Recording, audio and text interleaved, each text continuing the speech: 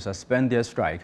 Normal operations at the hospital have resumed after being heavily disrupted since April 23, 2025, when doctors embarked on an industrial action that significantly affected healthcare services. Our Northern Regional correspondent Shawana Yusuf has more. On Friday, April 25th, a high-powered delegation from the palace of the overlord of Dagbon, Yana Abukari II, intervened, appealing to the striking doctors to return to work. Initially, only the accident and emergency departments reopened.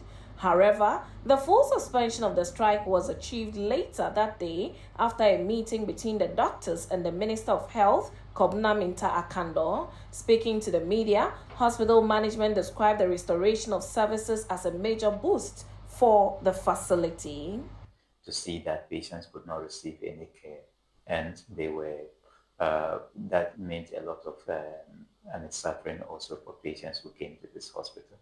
So it means a lot for us that this has been resolved and then the services has started again.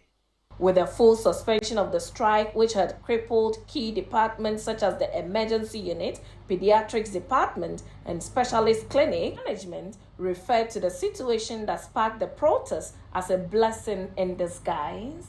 I always think that there is a blessing in every misfortune.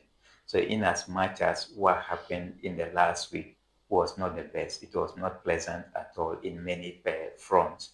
It actually provided us a sneak peek into the healthcare provision and the gaps that are there. Professor Al-Hassan Abdul Mumin also urged the government and relevant stakeholders in the health sector to prioritize the need of teaching hospitals, stressing the urgent support required to sustain quality healthcare delivery. The teaching hospitals in this country generally look orphaned in that the support that we get as a country for healthcare delivery, most of the partners who come to this country generally go towards Ghana Health Service. So we have said this time and time again that actually the teaching hospitals also need support because that is the apex of care in this country. Management of the Tamale Teaching Hospital have expressed delight over the resumption of services by the Doctor Association of the facility.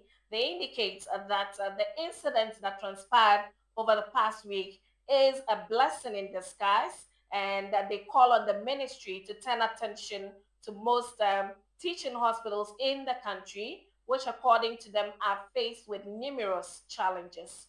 For Channel One News, my name is Shawana Yusuf reporting from the Tamale Teaching Hospital here in the Northern Region.